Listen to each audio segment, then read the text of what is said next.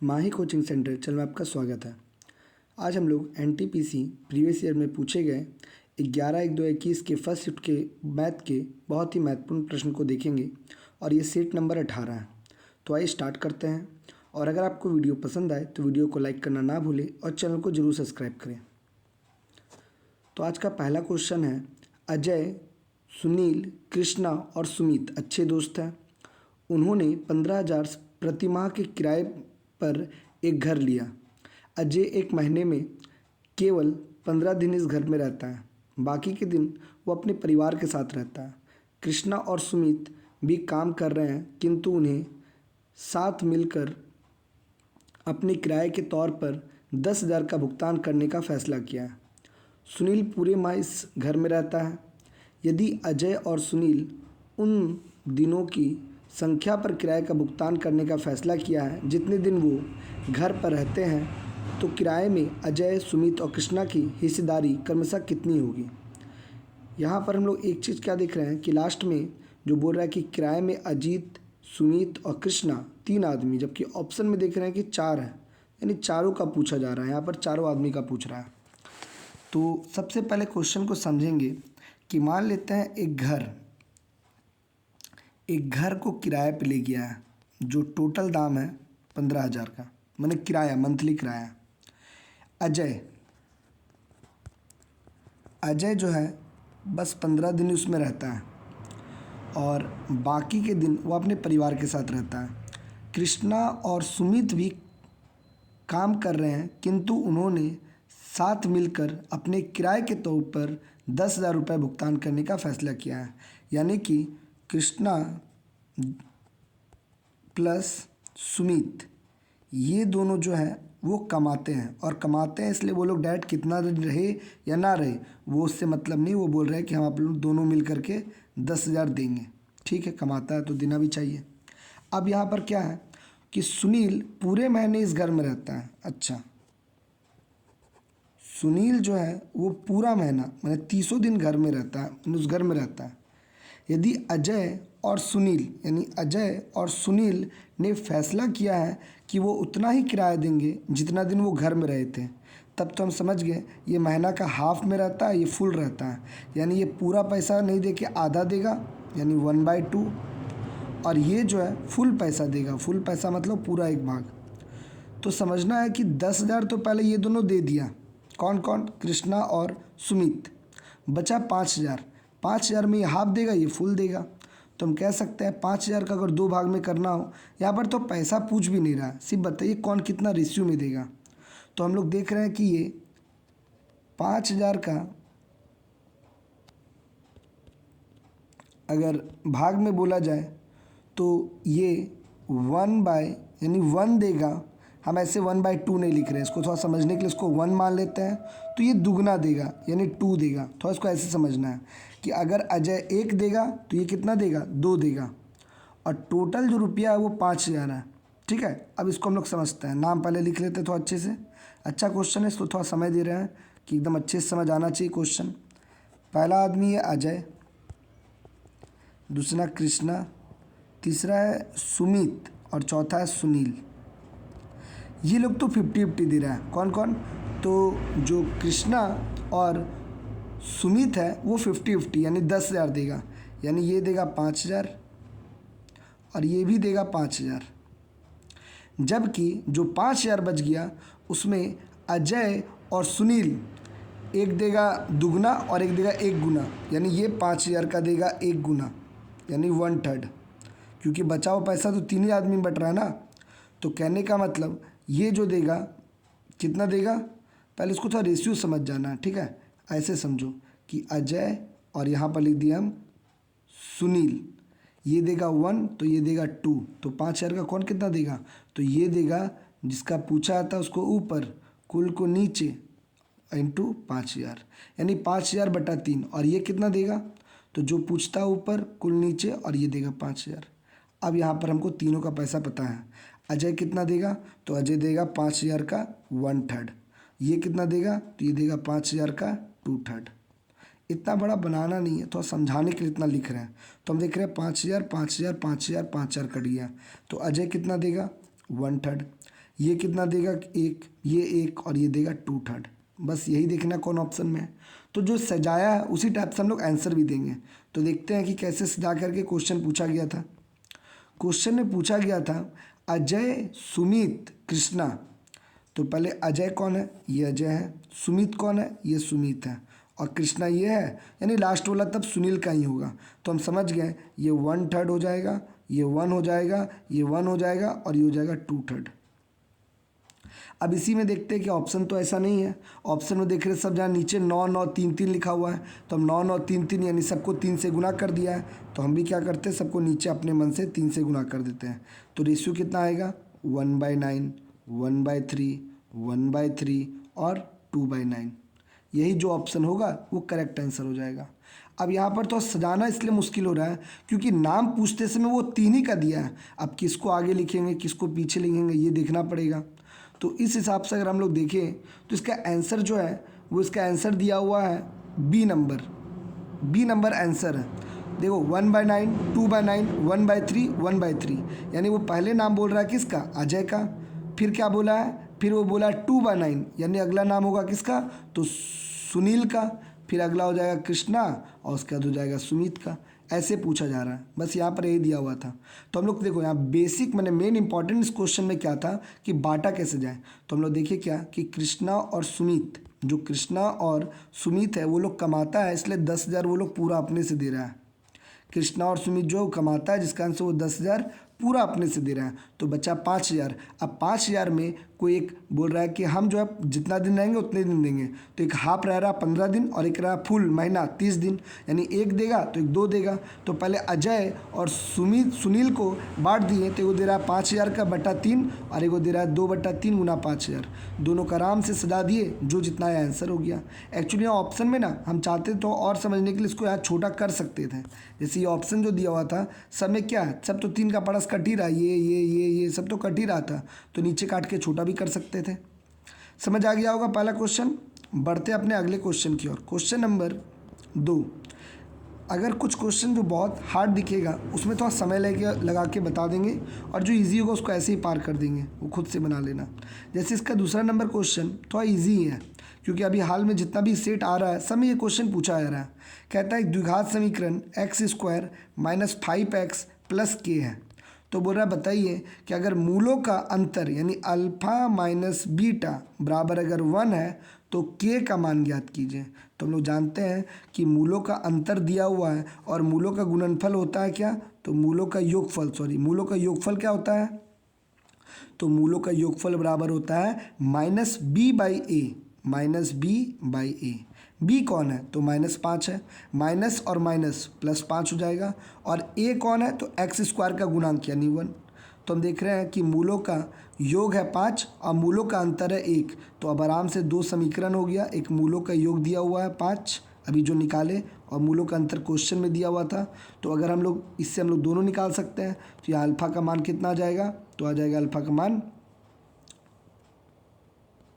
3 और बीटा का मान क्या आ जाएगा, यानी दूसरा मूल हो जाएगा 2। अल्फ़ा भी पता चल गया, बीटा भी पता चल गया।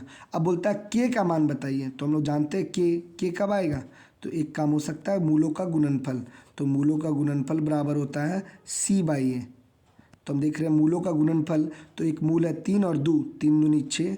c के जहाँ पर लिखा हुआ है k और a के जहाँ पर लिखा हुआ है 1, तो k का मान कितना हो गया 6। तो हम कह सकते हैं इसका राइट आंसर क्या होगा, 6 हो जाएगा इसका आंसर। एकदम अभी हाल में सब सेट में ही क्वेश्चन आ रहा था। किसी में मूलों का योग दे देता है, सॉरी योग तो पहले से मिल जाएगा फॉर्मूला से। किसी में मूलों के वर्गों का योग देता है, किसी में मूलों के अंतर का योग दे देता है। इस टाइप से क्वेश्चन रहता है। ठीक है, बहुत ही ईजी। इसमें यही कंसेप्ट याद रखना है कि मूलों का योग बराबर -b/a और मूलों का अंतर बराबर मूलों का गुणनफल बराबर c/a। आगे बढ़ते हैं अपने तीसरा नंबर क्वेश्चन की ओर। तीसरा नंबर क्वेश्चन क्या कह रहा है, तो तीसरा नंबर में कहता है कि निम्नलिखित में से p का अनुपस्थित मान ज्ञात कीजिए जिसकी माध्यिका इतनी है। तो माध्यिका कैसे निकालते हैं, तो हम लोग ये क्लास 10 में दिया हुआ क्वेश्चन है वो सब पूछा जा रहा है। हम लोग कैसे जाते हैं, एक होता है x, एक को बोलते हैं f। अब उसके बाद हम लोग निकालते हैं xi यानी x और f दोनों का मल्टीपल। ये दिया हुआ था 5, अगला है 8, फिर है 10, फिर है 12, उसके बाद है P 20 और लास्ट में दिया हुआ है 25। यही F में देखते हैं तो दिया हुआ है 2, 5, 8, 22, 7, 4, 2। अब हम लोग दोनों का मल्टीपल निकालेंगे। 5 दूनी 10, 8 पंचे 40, 10 अठे 80, 12 दूनी 24, 2 26, यानी कि 264 और 7P गुना करेंगे तो 7P और इधर हो गया 20 चौक 80 और 25 दूनी 50। इसको जोड़ देंगे।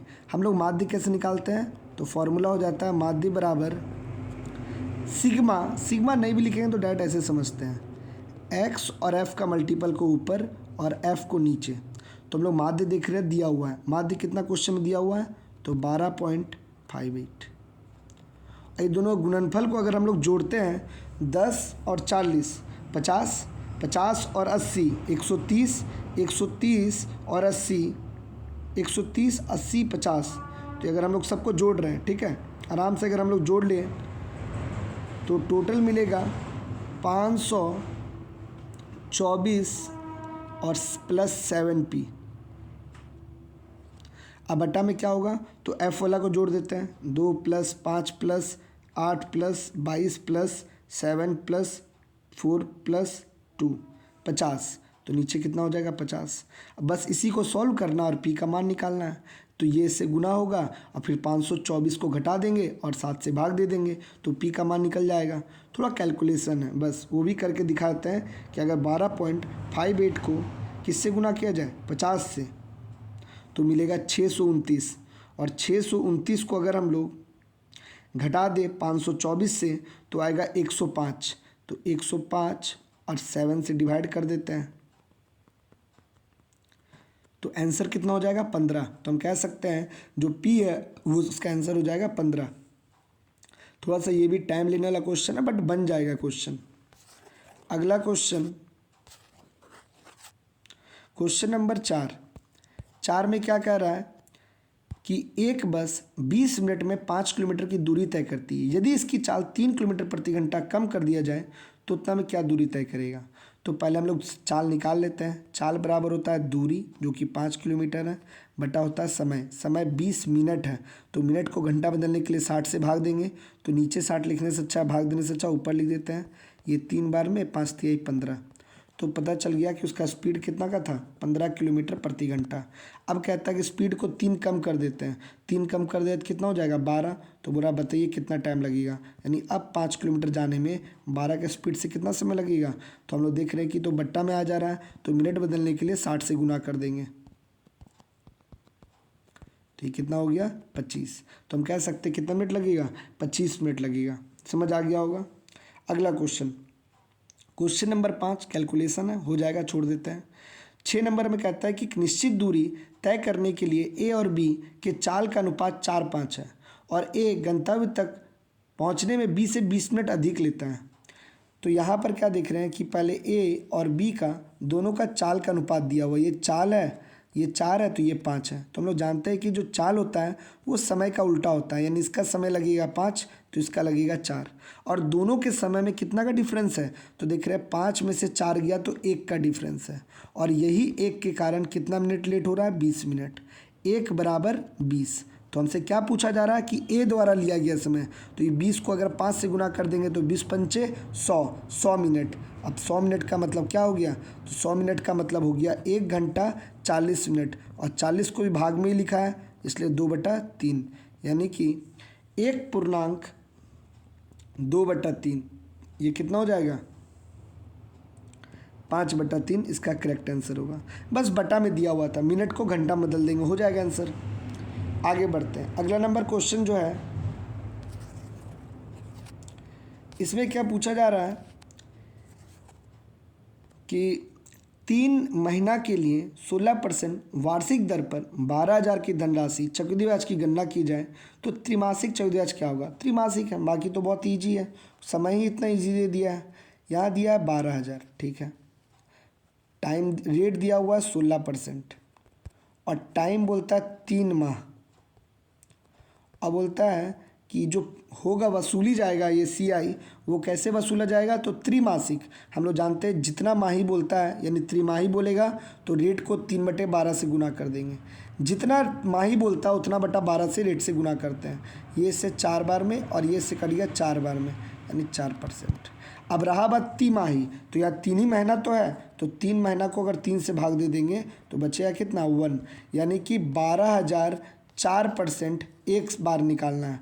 तो डायरेक्ट बोलेंगे 12,000 का 4% कितना होता है, 12 चौक 48। तो हम बोल सकते हैं जो CI होगा कितना रुपया हो जाएगा 480, इसका करेक्ट आंसर होगा। क्योंकि एक ही बार निकालना है तो एक बार ऐसा ही निकालो चाहे CI, कोई फ़र्क नहीं पड़ता है। अगला नंबर क्वेश्चन नंबर 8 क्या है, तो 8 वही थेल्स थ्योरी में क्या था कि अगर एक त्रिभुज जिसका नाम है ABC और ये D और E है, तो इसमें क्या होता है कि थेल्स थ्योरी में कि अगर ABC त्रिभुज में अगर दो भुजा आपस में समांतर है, जैसे कि DE और BC है, तो हम कह सकते हैं कि AD बटा DB और AE बटा EC। या फिर एक और इसका थ्योरी है बड़ा वाला क्या थ्योरी है वो भी देख लेते हैं।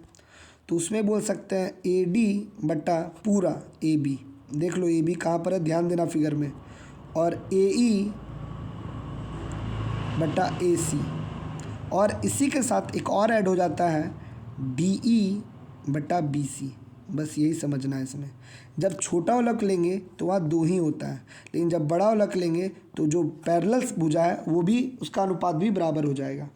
बस इसी का यूज़ करना है। जैसे यहाँ पर AD 3 दिया हुआ है तो फिगर में समझते हैं, ये कितना दिया हुआ था 3, और BD दिया हुआ था 5, ठीक है, और AC दिया हुआ है कितना, तो A से लेकर पूरा C तक दिया हुआ है कितना 5.8, और हमसे क्वेश्चन है AE बताइए कितना होगा। AE पूछा जा रहा है ये वाला भाग।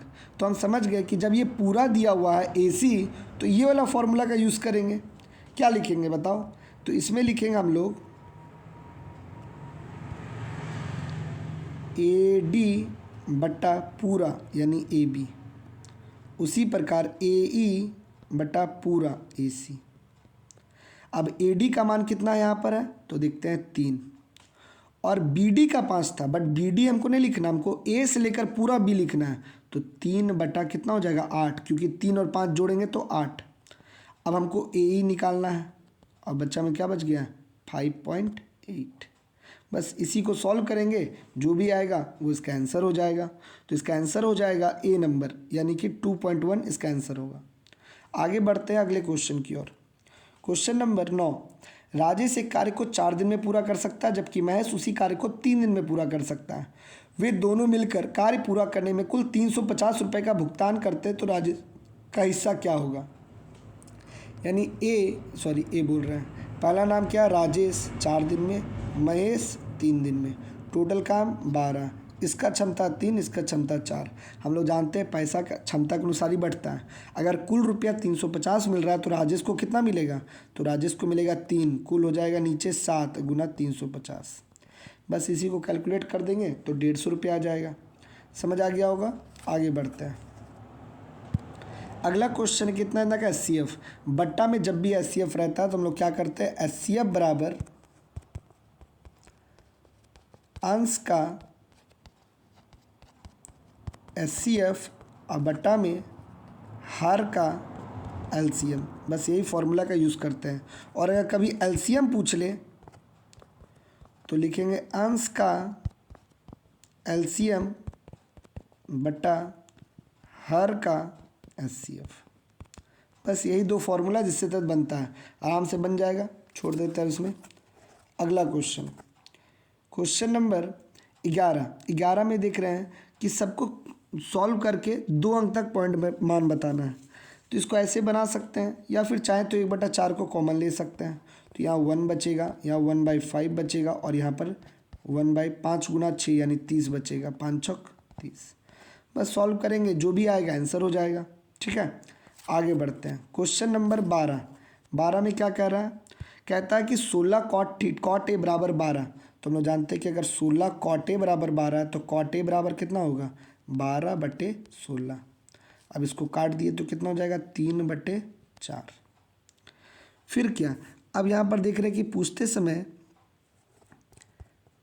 साइन ए कॉस ए बटा sign A minus cos A, ये एक्चुअली में ऐसा ही देगा, या तो कॉट दे देगा या तो टेन दे देगा, क्योंकि हम लोग जानते हैं कि टेन थीटा बराबर होता है साइन थीटा बटा कॉस थीटा, और कॉट थीटा बराबर जस्ट उसका उल्टा कॉस थीटा बटा साइन थीटा।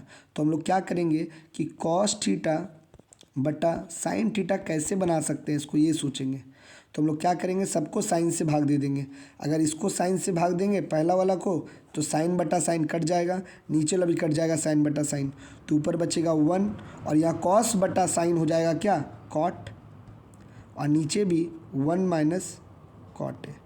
अब आराम से मान बैठा देते हैं 1 माइनस 3/4 सॉरी और प्लस और 1 माइनस 1 3/4। अब ये सॉल्व करेंगे तो 7 इसका करेक्ट आंसर हो जाएगा। ठीक है, इसको सॉल्व कर लेंगे। हमेशा ऐसा ही क्वेश्चन देगा, कॉट थीटा देगा या तो टेन थीटा देगा। अगर टेन थीटा दिया रहता तो हम लोग क्या करते, टेन थीटा बनाने के लिए सबको कॉस से भाग देते, जिससे साइन बटा कॉस 10 बन जाता। आगे बढ़ते हैं, क्वेश्चन नंबर 13 में कहता है कि 3 पे पावर 61 प्लस 3 पे पावर 62, इस प्रकार का क्वेश्चन पहले भी हो चुका है। जो सबसे कॉमन सब में है वो लेते हैं, कॉमन ले लेते हैं। कितना कॉमन आएगा, तो 3 पे पावर 61 को कॉमन ले लेते हैं, तो अंदर बचे क्या 1, 3 पे पावर 1 बचेगा, 3 पे पावर 2 बचेगा और 3 पे पावर 3 बचेगा। क्यों, क्योंकि टोटल 61 कॉमन ले लिए, तो 62 गो में के गो 3 बचा 1 गो, 63 गो में के गो 3 बचा 2 गो, 64 गो में के गो 3 बचा 3 गो। अब इसको सॉल्व करते हैं, 3 तिहाई 9, 9 तिहाई 27, 27 और 9 को जोड़ेंगे 36, 36 और 39 40, यानी 3 पे पावर 61 गुना 40। अब यहाँ पर कहता क्या है कि निम्नलिखित में से किससे ये कट रहा है, ये ना है। तो हम लोग क्या देख रहे हैं कि 3 का मल्टीपल है और यहाँ पर एक शून्य है ही, तो 30 से तो कटेगा ही कटेगा, पहला ही ऑप्शन इसका आंसर हो जाएगा। क्यों, क्योंकि 0 है तो 0 से तो 0 कट जाएगा, बचा 3, तो 3 तो मेरे पास 61 है, तो आराम से एगो 3 नहीं कट जाएगा एगो से, तो यही बन जाएगा। अगला क्वेश्चन, क्वेश्चन नंबर 4 कहता है महेश ने अपने स्टॉक का 3/4 हिस्सा 20% लाभ पर और शेष स्टॉक 15% लाभ पर बेचा, तो कुल कितना लाभ होगा। मान लेते हैं कि महेश के पास 100 उसका स्टॉक है, तो वो 3/4 यानी 100 का 3/4 कितना होता है 75, 75 को बेचा 20% लाभ पर, यानी टोटल 90, और जबकि जो बच गया 25 गो उसको बेचा लाभ पर, वो लेकिन ज़्यादा नहीं 15%। ये 4 और 4 से काटेंगे तो 4 दूनी 8, 4 8 32, 3 0, 4 7 28, इतना, तो दोनों को जोड़ दिए तो 118.75। तो हम क्या देखें कि उसको लाभ हो गया, जहाँ उसके पास 100 था वो 118.75 हो गया। तो आंसर देखते हैं अप्रॉक्स में, तो अप्रॉक्स में क्या मारेंगे, तो इसका आंसर हो जाएगा 18% यानी 19%। 18.75 का मतलब अप्रॉक्स 19%। अगला क्वेश्चन क्या है कि 15 में x बराबर r साइन ए और कॉस सी, y बराबर r साइन ए कॉस सी, z बराबर r कॉस ए, तो बताइए x स्क्वायर जोड़ y स्क्वायर z स्क्वायर का मान क्या होगा। तो हम समझ गए, तीनों को क्या करना है, स्क्वायर करके जोड़ना है, x को भी स्क्वायर करो, y को भी स्क्वायर करो और z को भी स्क्वायर करो। तो करते हैं, अगर हम x को स्क्वायर करेंगे तो इधर भी r स्क्वायर और क्या हो जाएगा साइन स्क्वायर ए और कॉस स्क्वायर सी हो जाएगा। क्या ऐसा हो जाएगा। इसके बाद वाई स्क्वायर बोला तो हम इसको भी वाई स्क्वायर करते हैं, आर स्क्वायर साइन स्क्वायर ए और साइन स्क्वायर सी, और बोला जेड स्क्वायर, इसको भी स्क्वायर करते हैं, आर स्क्वायर और कॉस स्क्वायर ए। अब बोला तीनों को जोड़ दीजिए, तो जोड़ेंगे तो आर स्क्वायर कॉमन आ जाएगा। अब क्या बचा, तो देख रहे हैं कि साइन स्क्वायर ए, तो इसको इतना लिख दे रहे हैं, ऐसे तो दिखाई दे ही रहा है कि क्या कॉमन आने वाला और क्या होने वाला है। हम लोग एक फॉर्मूला जानते हैं कि साइन स्क्वायर थीटा और कॉस स्क्वायर थीटा बराबर होता है 1। बस ये बचेगा। अब थोड़ा गौर करना, उतना हम लिखेंगे नहीं, ऐसे ही समझा देते हैं कि अगर इसमें साइन स्क्वायर ए और साइन स्क्वायर ए ये दोनों में कॉमन ले लें तो बचेगा क्या? तो बचेगा एगो बचेगा कॉस स्क्वायर सी और साइन स्क्वायर सी। और हम लोग जानते हैं कि साइन स्क्वायर सी और कॉस स्क्वायर सी 1 होता है, क्योंकि sine square theta plus cos square theta बराबर 1। अब बचा क्या? साइन स्क्वायर थीटा ये कॉमन आएगा, यहाँ भी कॉस स्क्वायर थीटा है, तो ये दोनों भी फिर मिल करके क्या बना देगा? 1। तो क्या निकला आंसर? तो हम समझ गए कि जब पहली बात अंदर में 1 आया था तो 1 तो लिख के भी समझेंगे तो और बन जाएगा। क्या इसमें लिखें? चलो फिर भी लिख देते हैं आर स्क्वायर। तो अगर हम लोग कॉमन लेते हैं तो कॉमन क्या आ जाएगा? तो साइन स्क्वायर ए कॉमन ले लिए। अब यहाँ लिखते नहीं है, डायरेक्ट यहाँ बोल सकते हैं कि ये और ये मिल करके 1 बनाएगा और फिर यहाँ बच जाएगा कॉस स्क्वायर ए। अब ये दोनों फिर से क्या बनेगा? 1। तो हम कह सकते हैं आर स्क्वायर इंटू 1। तो आंसर कितना हो जाएगा? R square. ये इसका करेक्ट आंसर होगा। ठीक है, अगला क्वेश्चन। इसके बाद अगला क्वेश्चन है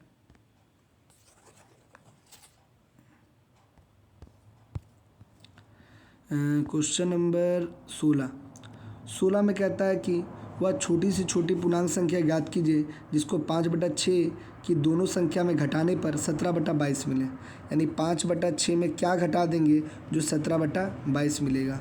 इसको ऑप्शन टेस्ट ही बनाना आसान है, बट ये ऐसा देख के लग रहा है क्योंकि 5 और 6 में कुछ भी घटाएंगे तो 17/20 तो नहीं आएगा। ये अप्रॉक्स वाला सवाल है। तो अगर इसको हम इससे भाग देते हैं तो कितना हो जाएगा? तो देख रहे हैं कि लगभग 170/20, 170 अगर 20 करते हैं तो लगभग 85 आएगा। यानी 17/20 इतना 20 बोल रहे हैं, 22 करना है, सॉरी। हाँ, यहाँ पर क्या दिया हुआ? 2 दिया हुआ। तो इसको अगर हम लोग करते हैं तो कितना मिल रहा है? 0.77। अब देखते हैं क्या ऐसा घटाकर भाग देने पर इतना आएगा। तो पहला ऑप्शन क्या है? 4 घटाएंगे तो ये हो जाएगा 1 और ये हो जाएगा 2। 1/2 का मतलब 50%, तो यानी ये नहीं है। दूसरा ऑप्शन क्या है? 3। 5 में से अगर 3 घटाएंगे तो 2 और 6 में से 3 घटाएंगे तो 3। इसको अगर भाग देते हैं 2/3 तो 2/3 का मतलब होता है 0.666। ये भी नहीं होगा। 5 अगर भाग दे तब तो 0 हो जाएगा। 2 देते हैं, अगर 2 घटाते हैं दोनों में तो 5 में से 2 जाएगा तो 3 और 6 में से 2 जाएगा तो 4। तो ये जानते हैं कितना होता है? लगभग 7 ही आता है, 7.5। तो हम समझ गए दोनों बराबर आ रहा है। यानी हम कह सकते हैं इसमें दोनों में क्या घटाना होगा? तो डी नंबर। ठीक है, ये इसका करेक्ट आंसर होगा। ये अप्रॉक्स वाला क्वेश्चन है।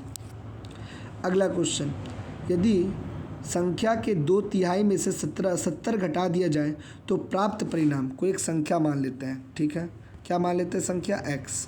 बोलता है इसका 2/3 में से 70 घटा दिया जाए। चलो 70 घटा देते हैं। तो बोलता है जो प्राप्त परिणाम होगा, ये जो परिणाम आएगा वो 30 और उस संख्या के 1/4 के योग के बराबर होगा। वो किसके बराबर होगा? तो वो 30 और उस संख्या मतलब x के 1/4 के योग के बराबर होगा। बस यही इक्वेशन बन गया कि x का 2/3 में अगर 70 घटा दे तो जो परिणाम आएगा वो 30 प्लस उस संख्या के 1/4 के बराबर होगा। बस सॉल्व कर देंगे, आंसर आ जाएगा। आगे बढ़ते हैं, क्वेश्चन नंबर अगला देखते हैं। अगला इजी है, छोड़ देते हैं। 19 में कहता है दो संख्याओं का योग 17 है, यानी x + y बराबर 17, और दोनों के वर्गों का योग यानी x² + y² बराबर दिया हुआ 145। तो बोलता है संख्या ज्ञात कीजिए। ये तो उसको बड़ा बनाने से अच्छा है कि ऑप्शन टेस्ट ही कर लो कि कौन दो ऑप्शन है जिसको जोड़ने पर 17 आ रहा है और स्क्वायर करके जोड़ने पर कितना जा रहा हो तो 145। तो पहला ऑप्शन है 11 16, जोड़ने से 17 आ गया। 11 का स्क्वायर 121 और 6 का स्क्वायर हो जाता है 36, जोड़ने पर 157 आया, यानी नहीं होगा ये। अगला ऑप्शन क्या? 8 9, 8 8 64, 9 9 81, तो हो गया 145। तो देख रहे हैं, हाँ 145 आ गया। तो हम कह सकते हैं इसका आंसर क्या होगा? 8 का स्क्वायर + 9 का स्क्वायर। वरना इसको लंबा बनाना पड़ता है a + b का होल स्क्वायर वाला फॉर्मूला पे। आगे बढ़ते हैं। इसके बाद अगला क्वेश्चन है 20 नंबर 20 में कहता है कि साधारण ब्याज पर 6% वार्षिक दर पर निवेशित राशि अपने मूल्य का 50% वृद्धि हो जाएगी कितने समय में। पहली बात ये साधारण ब्याज है, और साधारण ब्याज में हम लोग जानते हैं रेट हर साल सेम बढ़ता है। यानी अगर पहला साल हम 6% बोले किसी को, तो वो अगला साल भी 6 ही देगा, अगला साल भी 6 ही देगा, अगला साल भी 6 ही देगा। तो 6 50% कब होगा, तो 50/6 कितना हो जाएगा देखते हैं। तो इसको काटेंगे तो ये हो जाएगा 8.2/3। इसका करेक्ट आंसर कितना होगा, 8.2/3, 8 6 48, 2/3, 2/3 हो जाएगा, 8.2/3। तो हम कह सकते हैं 8 वर्ष, और 2/3 तो ऑप्शन में नहीं, 8 6 48, ओ सॉरी ठीक है, 8 गलत कर रहे हैं, 8.2/6, और इसको काट देंगे तो हो जाएगा 8.1/3। एक्चुअली 3 से कभी 2 से कट रहा है, 25 और बट्टा में हो जाएगा 3, तो 25/3 का मतलब है 8.1/3। ठीक है, समझ आ गया होगा। अगला क्वेश्चन में कुछ फिगर दिया हुआ, तो इसको और जूम करके देखते हैं क्या है। लिखता है एक नदी पर बनाए गए पुल नदी तट से 45 डिग्री का कोण बनाती है। 45 डिग्री, देखो एक चीज़ तो याद रखना, अगर कोई 90 डिग्री कोण में ये 45 हो गया, ये वाला 45, तो हम लोग जानते हैं कि 10/45 का मान होता है 1। यही कारण से कि ये जो लंब होगा और आधार होगा ये दोनों बराबर होगा। कभी भी अगर किसी भी समकोण त्रिभुज में अगर ये कोण 45 है तो ये और ये भुजा बराबर होती है, ये और ये भुजा क्या होती है, बराबर। तो हम क्या समझ आया कि अच्छा ये और ये बराबर है, तो यही तो नदी का चौड़ाई है जो कि निकालना है। तो हम लोग जान गए अगर दोनों ही बराबर हैं, तो हम लोग एक चीज़ पढ़े थे किस में, वर्ग में। वर्ग में क्या पढ़े थे, तो वर्ग में बताया गया था कि यदि किसी वर्ग की अगर ये भुजा x है तो ये भी x है, और उसका विकर्ण निकालना हो तो केवल इसको √2 से गुना कर देते हैं, यानी √2x। क्यों, क्योंकि पाइथागोरस परिमेय के अनुसार x² बटा रूट अंडर ए ना होता है पाइथागोरस, इससे हम लोग का निकलता है √2x। यहाँ भी वही चीज़ अप्लाई करेंगे। जब हम जान गए कि दोनों ही भुजा बराबर हैं, यानी ये और ये बराबर है, और ये कितना दिया हुआ है 150, तो हम देख रहे हैं कि अच्छा एक कर्ण दिया हुआ है, ये है 150, और ये दोनों बराबर है, ये भी x है ये भी x है। x का मान कैसे निकलेगा, तो जब भुजा दिया रहता था तो हम लोग क्या करते थे, √2 से गुना करके विकर्ण निकालते थे, और अगर अब विकर्ण दिया हुआ है भुजा निकालना है तो √2 से भागा दे देंगे, यानी कितना बटा √2। परिमेयकरण करेंगे तो ऊपर नीचे √2 गुना हो जाएगा, तो ये 2 बन जाएगा, यानी 75√2 इसका करेक्ट आंसर होगा, 75√2। समझ आ गया होगा। अगला क्वेश्चन नंबर 22 कहता है 21 सेंटीमीटर, कितना वीडियो बन गया लंबा, 32। देखो क्या लिखा है कि 21 सेंटीमीटर की भुजा वाली एक घन को बनाए जा सकने वाली बड़े गोले का आयतन ज्ञात कीजिए। यानी एक घन है, पहले घन समझते हैं किसको बोलते हैं, कुछ इस प्रकार का आकृति हो जिसका सब भुजा बराबर हो, ऐसा बोलता है कि बताइए इस घन में बनाए जा सकने वाले सबसे बड़े गोले का आयतन क्या होगा। अच्छा, इसके अंदर एक क्या बनाना है, गोला। गोला कैसे बनेगा, तो कुछ ना कुछ इस प्रकार का बनेगा, ऐसा बनेगा जो हर साइड से टच कर रहा हो। ठीक है, ऐसा जो बनेगा वो क्या करेगा इसमें कि हर साइड से वो सबको टच करेगा, कुछ इस प्रकार का। तो हम लोग क्या देख रहे हैं कि अच्छा इसका जो ये भुजा का लंबाई है यही तो इसका व्यास है, ये इसका क्या है, व्यास है। तो हम कह सकते हैं कि इस भुजा यानी 21 है तो इसका व्यास 21 होगा, तो त्रिज्या कितनी हो जाएगी, 21/2। और गोले का आयतन क्या होता है, तो गोले का आयतन होता है 4/3 पाई r³ r³ मतलब 21/2 गुना 21/2 गुना 21/2। अब ये सॉल्व खुद से कर लेना, जितना भी आएगा वो उसका करेक्ट आंसर होगा। इसके बाद अगला क्वेश्चन,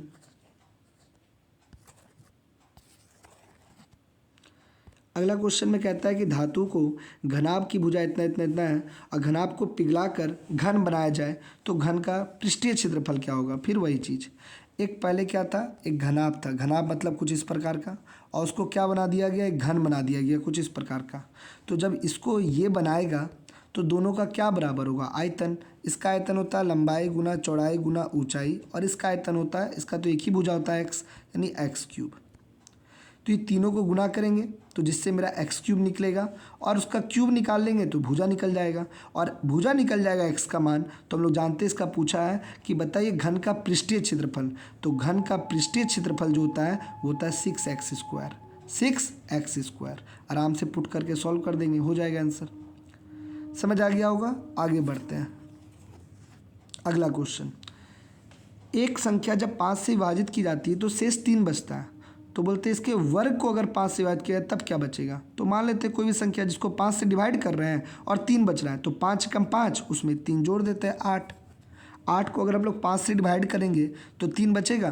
कहता है इसके वर्ग को, अब तो वर्ग कितना होता है 64। अब 64 को अगर 5 से डिवाइड करेंगे तो 60 कटेगा, बचेगा 4। तो हम कह सकते हैं अब शेषफल कितना बचेगा 4। पहली बात, ऐसा क्वेश्चन वो पूछ रहा है तो हर कंडीशन में सेम आता होगा तब ना। तुम चाहो तो और भी कोई नंबर ले लो, तुमको मन है तो तुम 13 ले लो, क्योंकि 5 दूनी 10, 3 शेष बचा, और 13 का स्क्वायर कितना होगा 169। इसको भी 5 से डिवाइड करेंगे तो 4 ही शेष बचेगा, वो हर बार 4 बचेगा। अगला क्वेश्चन, यदि कोई संख्या को 4/3 से गुना करने को कहा गया था बट उसने 3/4 से गुना कर दिया, तो बताइए त्रुटि कितना हुआ। तो हम लोग क्या करते हैं, दोनों संख्या को बराबर करने के लिए ये इसका एलसीएम से दोनों को गुना कर देते हैं, जिससे क्या होगा पता चल जाएगा। बट्टा में हमको दिक्कत हो रहा है कि कौन कितना ज़्यादा कम है, तो हम बट्टा हटाने के लिए दोनों का एलसीएम लेके गुना कर देते हैं। इसको भी 12 से, इसको भी 12 से, जिससे क्या हो जाएगा, ये 16 बन जाएगा और ये 9।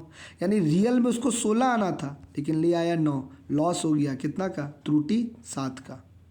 और रियल होना कितना चाहिए था 16 गुना 100, यही प्रतिशत हो जाएगा। यानी 7/16 जो कि 43 पॉइंट यानी 0 पॉइंट ऐसे आएगा 0.43। तो ऑप्शन में 0.43 तो नहीं दिया हुआ, तो कितना, सॉरी 0.43 इंटू 100 तो ये 43 हो जाएगा। तो 43% का मतलब हो गया अप्रॉक्स 44%। एक्चुअली ये पॉइंट में आएगा 43 पॉइंट समथिंग, इसलिए इसका आंसर कितना हो जाएगा 44।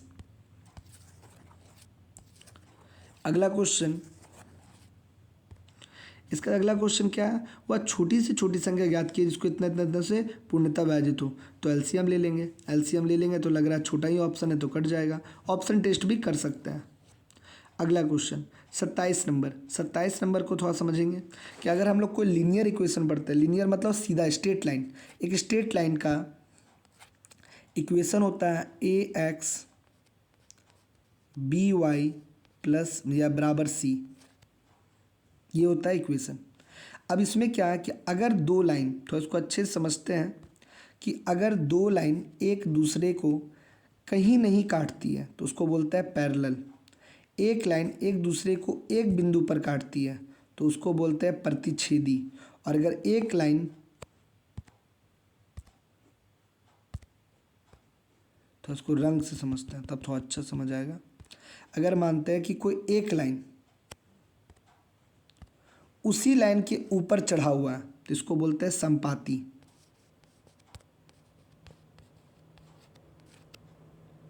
और अगर कोई एक लाइन दूसरे लाइन को कोई एक बिंदु पर काटती है तो इसको बोलते हैं प्रतिच्छेदी।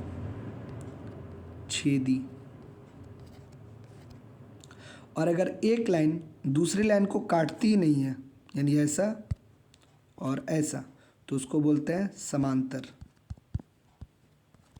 ये तीनों कंडीशन में होता क्या है, तो सबसे पहले हम लोग समझेंगे कि आखिर संपाती क्या होता है, उसके बाद प्रतिच्छेदी क्या होता है और उसके बाद समांतर क्या होता है।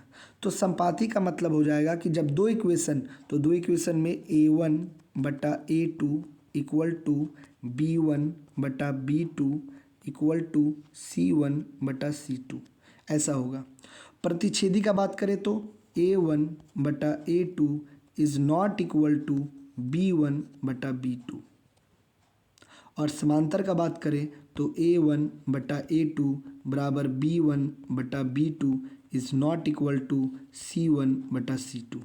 ये तीनों को याद रखना बस, और कुछ भी नहीं है इसमें। कि दोनों लाइन का इक्वेशन दिया रहेगा, उसमें से x का जो गुणांक होगा, जो x का गुणांक होगा, जैसे इक्वेशन ये है, जो x का गुणांक होगा उसको a बोलते हैं, जो y का गुणांक b, और जो नंबर बच जाएगा c। बस इसी को समझना है। अब आते हैं अपने क्वेश्चन में कि क्या क्वेश्चन में बोला था। तो यहाँ हम लोग देखते हैं कि क्वेश्चन में 27 नंबर में क्या लिखा है, यदि समीकरण इतना और इतना संपाती रेखा है, संपाती मतलब एक दूसरे के ऊपर है, तो के का मान ज्ञात कीजिए। तो हम लोग जानते हैं के का मान कैसे निकलेगा, तो हम लोग जानते हैं a1/a2 बराबर b1/b2 बराबर c1/c2। अब यहाँ पर a1 a2 और b1 b2 सब क्या है, तो यहाँ पर समझते हैं। इसको बोलेंगे a1 b, इसको बोलेंगे b1, इसको बोलेंगे c1। इसको बोलेंगे A2 B2 C2। तो हम लोग इसको थोड़ा लिखते हैं। अब क्या है ये, A1 में लिखा हुआ 2 और A2 में लिखा हुआ 6, यहाँ 3/K। हम लोग यही 2 को लेकर ही सॉल्व कर लेंगे ना, C लेने का क्या दरकार है, ऐसे ही सॉल्व हो जाएगा। ये हो जाएगा 3 और 3 तिहाई 9। तो हम कह सकते हैं K का मान कितना होगा, 9 होगा। ये क्लास 10 का एकदम, इसको इस थ्योरी को समझना है। ये जो बताया है इसका स्क्रीनशॉट ले लो, इसको याद रखना, ठीक है। आगे बढ़ते हैं अपने अगले क्वेश्चन की ओर। अगला क्वेश्चन जो है 28 नंबर, इसमें क्या कह रहा है,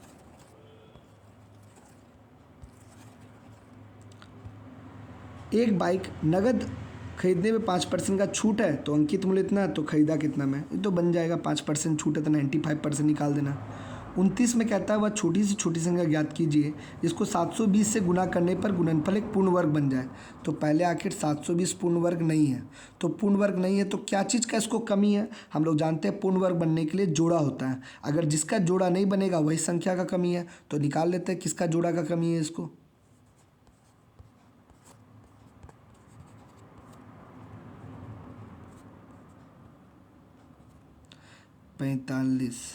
45 को काटेंगे तो देख रहे हैं इसका जोड़ा है, इसका जोड़ा है, इसका जोड़ा है, इस पास एगो 5 है, एगो और 5 रहता तो ये पूर्ण वर्ग बन जाता। तो हम कह सकते हैं इसको अगर 5 से गुना कर देंगे तो ये पूर्ण वर्ग बन जाएगा। अगला क्वेश्चन नंबर 30 बोलता है इसका माध्य ज्ञात कीजिए। इसका माध्य निकालने हम सिखाए थे अभी जस्ट कि पहले दोनों को गुना करके जोड़ देना और जितना आया फिर उसको जोड़ करके भाग दे देना, तो आंसर आ जाएगा। अभी जस्ट पहले हुआ था क्वेश्चन, छोड़ दे रहे हैं, उसमें P पूछा था। अगला क्वेश्चन है 31 से 34, जिसमें एक चार्ट दिया हुआ है। कहता है इनमें से किस छात्रों के पहले सत्र यानी फर्स्ट सेमेस्टर में प्राप्तांक सभी छात्रों के प्राप्तांकों के औसत से निकटतम है। तो पहले सभी छात्र का निकालेंगे औसत, यहाँ से यहाँ फर्स्ट सेमेस्टर में कितना लाया था। तो फर्स्ट सेमेस्टर में अगर देखते हैं कितना लाया था, तो पहला बच्चा 74, फिर 55, फिर 40, फिर 59 और उसके बाद कितना 66, यानी 294। और कितना आदमी हो गया एवरेज के लिए, 5 आदमी, भाग दे दिए। तो जो फर्स्ट सेमेस्टर का सबका जो एवरेज है वो 58.8 है। वो कितना है, 58.8 है। तो इसमें क्या है, तो इसमें बताना कि किसका निकटतम है। तो देख रहे पहला 74 वो निकटतम नहीं होगा, 55, 40, 59, 66। तो कौन नंबर के करीब है, तो 59 के करीब है, इसलिए इसका आंसर क्या होगा, डी नंबर। अगला क्वेश्चन, उसका अगला क्वेश्चन क्या है, तो कहता है कि 6 सत्रों यानी कि 6 सत्र मतलब 6 सेमेस्टर में से ए और ई के कुल प्राप्तांक का लगभग औसत अंतर क्या होगा। तो यानी ए वाला को सबको जोड़ना पड़ेगा, ई वाला को सबको जोड़ना पड़ेगा और एवरेज निकालना पड़ेगा। तो ए वाला तो अभी हम लोग निकाल चुके हैं कि ए वाला का कितना आया था, सॉरी ए वाला का कहाँ निकालें, ए वाला का निकालना पड़ेगा। ए वाला पहला सेमेस्टर में 74 लाया, दूसरा में 79, तीसरा में 73, उसके चौथा में 78, पाँचवा में 72 और छठा में 86। कुल मिलाकर इसको 6 से जब भाग दे दिए तो एवरेज आया ए वाला का 77। उसी प्रकार ई वाला का निकालेंगे, 66 plus 76 plus 71 plus 81 plus 89 plus 92 और भाग देंगे इसको भी 6 से, तो आया 79.1। दोनों का डिफरेंस पूछा था, तो अप्रॉक्स में आंसर हो जाएगा 2% का अंतर है। कितना का अंतर है, 2% का। समझ आ गया होगा, यानी कि इसका आंसर बी हो जाएगा। उसका थर्ड नंबर में क्या है, तो थर्ड नंबर में बोलता है किस सत्र में सभी छात्रों द्वारा प्राप्तांक औसत पर विचार करते हुए दौरान में सर्वाधिक सुधार हुआ, यानी कौन सबसे अच्छा प्रोग्रेस किया है और किस सेमेस्टर में। तब तो सबका निकालना पड़ेगा। तो हम लोग ए वाला का तो जोड़ के लाए थे, 294 था और भाग दे दिए थे तो 294। इतना इसमें कैलकुलेशन है, ऐसे सब करना पड़ेगा, समय बचेगा तभी सब क्वेश्चन को हम लोग सॉल्व कर सकते हैं, अदरवाइज सब क्वेश्चन सॉल्व होने से रहा, क्योंकि इसमें बहुत कैलकुलेशन दे दिया गया। क्या क्या कैलकुलेशन है, तो इसमें देख रहे हैं 32 नंबर में अगर सबको पहले जोड़ेंगे तो पहला आया 294, फिर आएगा 308, फिर आएगा 320, फिर 321 और फिर 352 और फिर 370। तो यहाँ पर जो डिफरेंस दिखेगा सब में से ज़्यादा, तो तो सबसे ज़्यादा सुधार इसमें मिलेगा। तो हम कह सकते हैं इसका जो आंसर होगा वो 5वां होगा। ठीक है, उतना हम कैलकुलेशन करके दिखाने में वीडियो बहुत लंबा बन जाएगा। उसका अगला है कि 1 से 6 सत्र में किस छात्रों के सुधार का प्रतिशत अधिकतम है। कौन छात्र का सुधार अधिकतम है, तो देखना पड़ेगा, फिर वही करना पड़ेगा कि कौन अपना पहला और छठा में सुधार ज़्यादा किया है। जैसे ए का हम समझा देते हैं। ए फर्स्ट सेमेस्टर में लाया था 74 और 6 में लाया 86, तो कितना % का सुधार किया, तो घटाएंगे 74 में 86 तो 12/74 गुना 100, यानी ये 16% का सुधार किया है। वैसे सबका निकालेंगे, जो ज़्यादा आएगा वही आंसर होगा। फाइनल क्वेश्चन है कि 60% छात्रों में से 65% लिंग वाला पुरुष है और 30% जो है महिला है, तो कितने छात्र का लिंग उल्लेख नहीं है, तो 65 और 30 95, 5% का नहीं है। 60 का 5% कितना होगा, 6 पंचे 30, यानी 3 को हो जाएगा, यानी इसका आंसर बी होगा। समझ आ गया होगा। मिलते हैं अगले वीडियो में, तब तक के लिए सबको बाय, गुड नाइट।